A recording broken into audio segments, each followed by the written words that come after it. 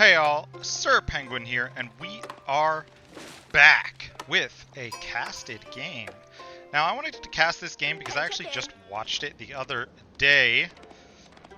And it is going to be a match between, oh my goodness, Valdemar and VortiX. Give me just a moment, I just realized something. Controls. Select. And I need to remember to change that before my next game. We've got a game between VortiX and Blinkchimp. Now, Blinkchimp is actually Valdemar's current account name that he's been playing on stream. So I actually saw him playing this yesterday, last night, I want to say. Maybe it was yesterday morning for many of you.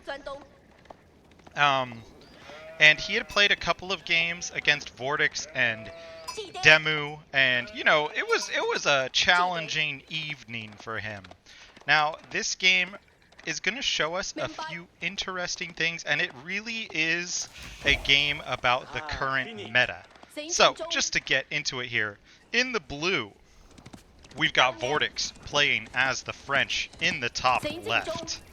And obviously, a lot of people have been struggling with the French this season because of the professional scouts build. How do you deal with this? How do you deal with the heavy aggression of that strong French knight? And this is notably played by VortiX, who loves using knights as early as possible in these games. His timing attacks are deadly with these heavy mounted units. Valdemar is on the other side, and Valdemar is going to be playing with Zhu Shi's Legacy in the yellow. You got pretty standard stuff here.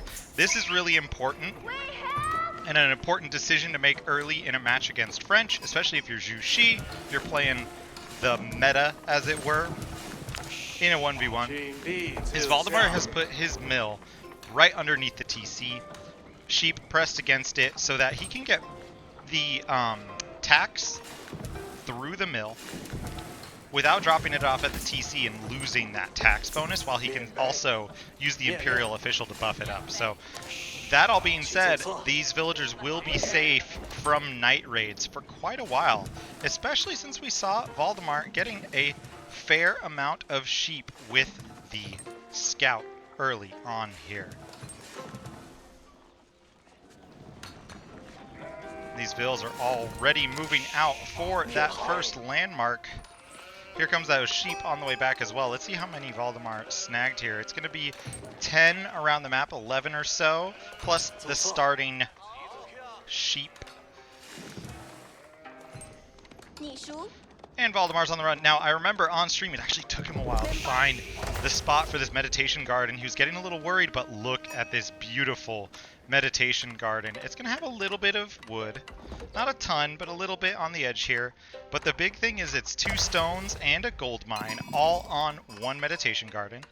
That's going to feel pretty good. It's not going to be a berry play. The berries were a little too far apart. They weren't close to any important natural resources here.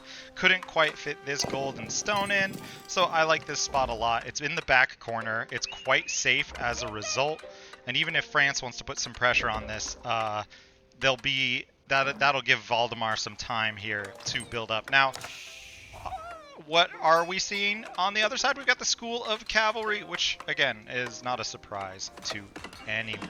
So, School of Cavalry coming out, meaning our first knight's going to be coming out. And you see the professional scouts amount of gold here. That's going to be the 4 villagers on the gold. First knight is queued. Now, what do you do here if you're Valdemar, holding that early French aggression? Now, obviously, Zhu Shi has some options. You can get barracks and some spears. You can go into that spearman Zhuganu play, which is somewhat difficult for French to fight, but a player like VortiX will react to that with archers, will react to that with quite a few knights, and shouldn't have too much of a problem fighting it. So Valdemar here, going for that 1 barracks, surely enough to get a spear or 2 out to protect the gold. Still going for the gold here, so upgrades potentially coming through. And we'll see which upgrades he chooses. But the important thing here as well, let's take a look. Still got quite a bit on the food, balancing it out to that 7-8-3 early on here. Another villager coming out towards the food. Lumber camp coming up. And on the other side, it's pretty much the same thing. So it's a pretty standard opening for both of these players so far. Here comes that first knight. It's not going to be able to get much damage on that woodline or anything. The Zhu TC makes this pretty easy to hold as that gunshot almost takes down half of this Royal Knight's health with the help of those villager arrows out of the TC.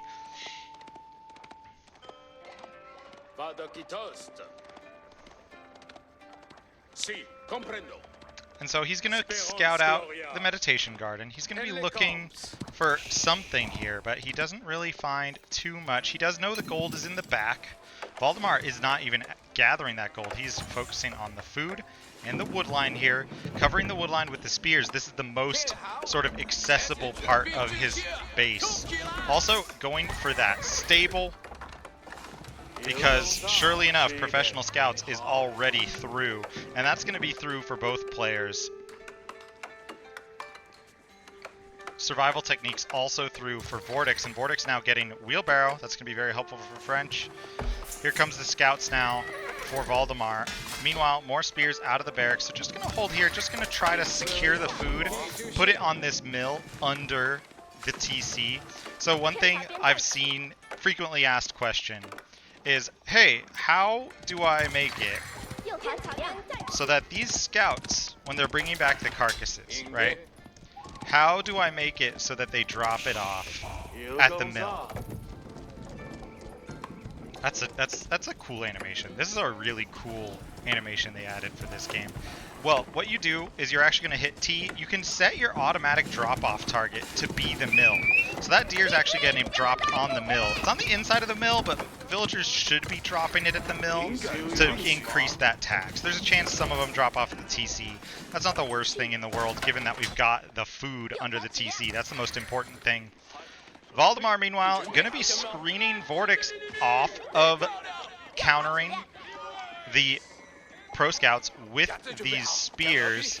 Not enough knights here to counter out 5 spears, so going to need more knight numbers, going to need an archery range, and you see VortiX already going for that extra pierce damage, the extra arrow damage in the blacksmith back at home.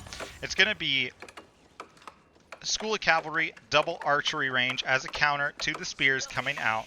VortiX, meanwhile, also is going to be getting those Pro Scouts out, surely enough. No surprises here.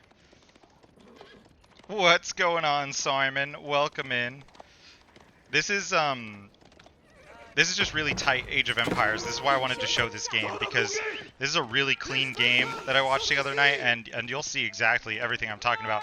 Now, Valdemar has followed up the scouts with the Pro Scouts with horsemen to try to harass VortiX a little bit here. You don't want to leave France to just willy-nilly do whatever they want. You want to pressure their gold. You want to try and pressure the Pro Scouts if you can.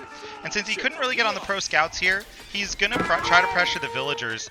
Problem with horsemen is they're just a terrible raiding unit. One's going to go down and barely any damage on to those gold villagers. On the other side, spears once again zoning out those knights. Valdemar is now on the bottom deer over here, actually annihilating all of those deer, dropping them off on the mill. However, the double archery range for VortiX plus the blacksmith upgrades coming through. VortiX looking for a ram rush here as siege engineering is coming through. The horseman spear palace guard combo is going to be here for the defense. So I actually really, this is like one of those things. This is why I wanted to bring up sort of decision making in a game. And this works for Zhu Shi for obvious reasons. They have an early armored unit that's very fast. This is a unit that can chase down the archers of other civs. if you're dealing with this push as, say, HRE as well, you can make a few of those early men-at-arms to try to chase down archers because of the marching drills. And you see Valdemar doing that here as well, because it's going to be... The knights can charge into them, but with spear support, the knights have to be really careful, and the archers all of a sudden are a lot more difficult to use, because you have to make sure you're microing them onto the spears without taking too much damage from those armored units. Now, VortiX is getting that ram up to try to do some damage to Valdemar here. Valdemar, however, with that Tang Dynasty bonus from Zhu Xi's Legacy, is already going into Mount Lu Academy. And we'll see what tech he wants from this. This isn't an early Shaolin play that you see a lot with a pretty quick Zhu Xi Castle Age, so it's going to be a different than some people expect, let's say. Now, because of this Castle Age, though, the important thing is Lancers are now coming out.